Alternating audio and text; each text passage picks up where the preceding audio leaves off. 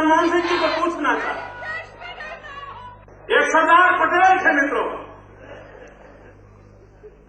जिन्होंने सारी हरकतों के खिलाफ दम दिखाकर देश की एकता का जो सपना उन्होंने संजोया था उसको पूरा करके दिखाया। और आज देश को दूसरे सरदार मिले हैं जो बम्बई में घोषणा करते हैं कि आतंकवाद की हरकतों के पीछे पड़ोसी देश हैं, अब ऐसी स्थिति में वार्ता नहीं हो सकती है। घोषणा करते हैं मुंबई में और यहां जाते ही जाते नशा उतर जाता है। दिल्ली में जाकर के बोलते हैं कि ऐसी छोटी मोटी घटनाएं वार्ता के बीच बचाव कभी नहीं आएगी, हम शांति के रास्ते खोज रहे हैं। और 2 दिन के बाद ससिया जा रहे हैं,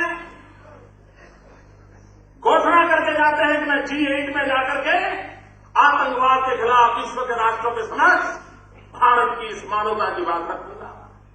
मैं भी इंतजार करता था कि सरदार मनमोहन सिंह जी 100 करोड़ देशवासियों की आवाज को बुलंद करेंगे, लेकिन वहां पर धरती पर रशिया में उतरते ही पहला बयान दिया कि हम पोटा को फिर से नहीं लाएंगे। मित्रों, सवाल यह उठता है कि क्या आप इस गंभीर समस्याओं के लिए गंभीर है क्या? और जो उन्होंने तर्क दिया, मैं हैरान हूं कि पोटा होने के बावजूद भी अक्षरधाम हुआ था। सरदार मनमोहन सिंह जी इस देश के प्रधानमंत्री पद की इज्जत में करता, इसलिए बहुत मर्यादा में अपनी बात बताऊंगा। लेकिन प्रधानमंत्री जी, आपको पता होना चाहिए, पोटा होने के बावजूद भी अक्षरधाम हुआ, लेकिन पोटा होने के कारण ही अक्षरधाम के लोगों को फांसी की फंदा है।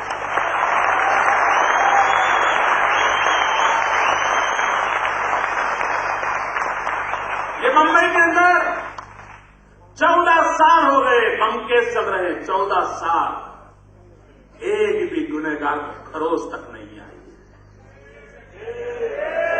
एक भी गुनहगार को खरोच तक नहीं आई है। प्रधानमंत्री जी, आप व्यक्तिगत रूप से मैं आपका आदर करता हूं, मेरा व्यक्तिगत आप पर कोई आरोप नहीं, लेकिन मैं आपको बहुत पढ़े लिखे, डॉक्टरेट, वर्ल्ड बैंक का नेतृत्व करने वाले व्यक्ति के रूप में देखा। आपने ये तर्क दिया कि पोटा होते भी अक्षरधाम हो सकता है, तो फिर कल लल्लू जी आपको कहेंगे, लालू जी आपको बताएंगे कि साहब बिना टिकट जाने का गुनाह बनता है, ये कानून है। उसके बावजूद भी लोग बिना टिकट जाते हैं, तो ऐसा करो कानून हटाया जाए।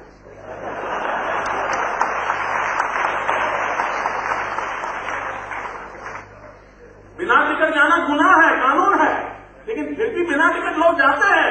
लालू जी आकर के कहेंगे कि भाई कानून कल काम का नहीं है, कानून हटाओ, क्या ये तर्क देंगे आप? मित्रों, पोटा का कानून आतंकवादियों पर क्या प्रभाव पैदा करता है उसका विवाद हो सकता है, लेकिन पोटा का कानून हिंदुस्तान के सुरक्षा बलों का मनोबल बढ़ाता है।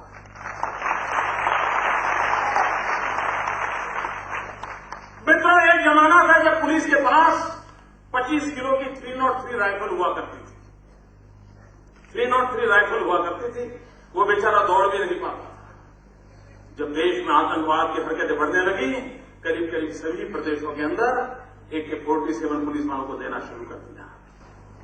मैं प्रधानमंत्री जी को पूछना चाहता हूं कि आतंकवाद के संकट के चलते पुलिस के हाथ में 303 राइफल से AK-47 को दे सकते हो, लेकिन उसकी कलम में ताकत नहीं दे सकते हो, क्या तर्क है आपका? मैं समझना चाहता हूं,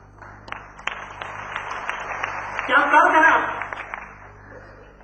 और मैं चाहता हूं प्रधानमंत्री जी, आपको अगर निर्णय करना है, हम भारतीय जनता पार्टी वाले कहते हैं इसलिए मत करो, एक काम करो, इस देश के सुरक्षा बल के जवान, जिन्होंने इस भारत मां की सेवा करते करते, जिन्होंने निर्दोष नागरिकों की सेवा करते करते अपने जान गंवाए हैं, उन शहीद परिवारों से सिर्फ वोटिंग करवा लीजिए और उनको पूछिए कि कोटा का कानून रहना चाहिए कि जाना चाहिए। अगर वो कह देते हैं तो फिर आपकी मर्जी, आप चला लीजिए। जो मरे हैं उनके तो परिवार को पूछो। और ये तो एक मैसेज जाता। और देश का दुर्भाग्य देखिए, यूपीए सरकार आई, पहले ही दिन पहला निर्णय, यूपीए सरकार का पहला निर्णय क्या, और वो अपनी उपलब्धि में गिनाते हैं, उपलब्धि में गिनाते हैं कि हमने आते ही कोटा का कानून खत्म कर दिया। मित्रों, इस प्रकार से देश चलाने वाले लोग कभी भी इस देश में कभी भी आतंकवाद के खिलाफ लड़ाई लड़ने का मैसेज तक नहीं दे सकते।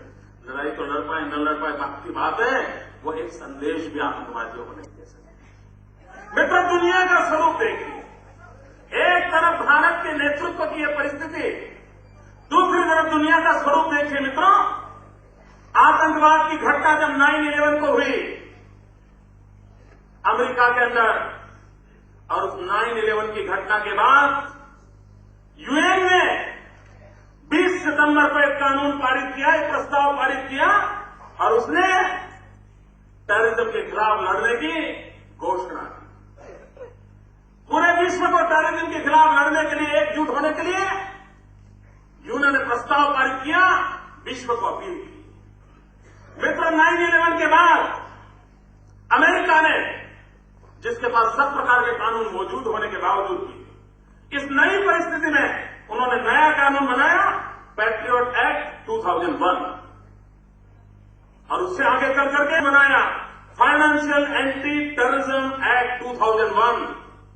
और इतना ही नहीं मित्रों, अमेरिका ने उनके यहां इन सारी व्यवस्थाओं को पार करने के लिए होमलैंड सिक्योरिटी की नई एक अरेंजमेंट खड़ी कर दी।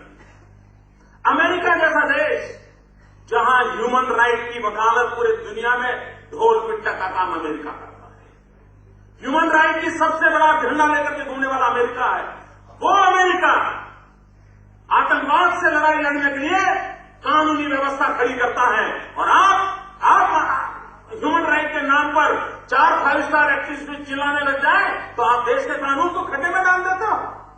मित्रों, अमेरिका ने किया, इतना ही नहीं, फ्रांस, जहां कोई टेररिज्म का एक्ट नहीं हुआ, लेकिन उनको पता चला कि परिस्थिति है, फ्रांस ने anti terrorism large security act का बिल लाए, और 2001 के अंदर उन्होंने इस लार्ज सिक्योरिटी का बिल ला करके उन्होंने भी अपनी सुरक्षा व्यवस्था की। मित्रों, जापान, आज जापान के अंदर कोई टेररिज्म की घटना सुनने को नहीं मिलती, लेकिन जापान भी सचेत हो गया कि टेररिज्म का एक इंटरनेशनल फिनोमेना बना हुआ है। अगर इंटरनेशनल फिनोमेना बना हुआ है, उसके साथ लड़ना है, तो जापान ने भी एंटी टेररिज्म मेजर्स बिल बनाया, 2001 में बनाया, और जापान ने भी अपने आप को कानूनी व्यवस्था से सुरक्षित करने की प्रयास की। मित्रों, कनाडा ने एंटी टेररिस्ट एक्ट बनाया, जो उनकी व्यवस्था में नहीं था। इतना ही नहीं मित्रों, हमारे बगल में जो आजकल टेररिस्टों को जाने आने का रूट बना हुआ है, उस बांग्लादेश ने भी टेररिस्टों से सुरक्षित होने के लिए एक्ट की रचना। बांग्लादेश देशों को लगता है मित्रों, इंडोनेशिया, मलेशिया, सब देशों ने मित्रों आतंकवाद के विरोधी कानून बनाए 9/11 के बाद। वो अपने देश की जनता को मैसेज देते हैं कि गवर्नमेंट इज सीरियस, लेकिन इनको इस बात का गौरव है कि हमने कोटा का कानून हटा दिया। मुझे बताइए मित्रों, कोटा का कानून जो आतंकवादियों के लिए बना था, जिस दिन भारत की सरकार ने कोटा का कानून हटाने का निर्णय किया, किसने मिठाई बांटी होगी, किसने फटाके फोड़े होंगे? मित्रों, पूरा पाकिस्तान मिठाई बांट रहा था, पूरा पाकिस्तान मिठाइयां खा रहा था। क्या ये काम आप करते चाह रहे हो? आप कैसे देश को